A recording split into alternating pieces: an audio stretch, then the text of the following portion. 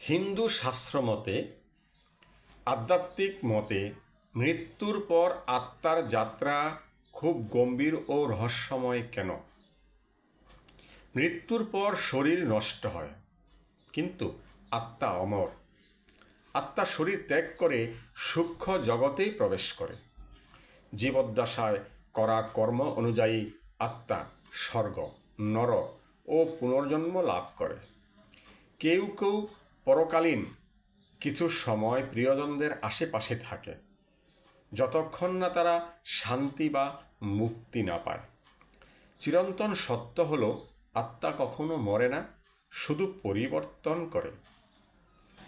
গীতার একটি শ্লোকে বলা হয়েছে, বাসাংসি জিন্নানি যথা বিহায় তথা শরীরানি বিহায় জিন্না নান্নাতি সংজাতি নবানি দেহি।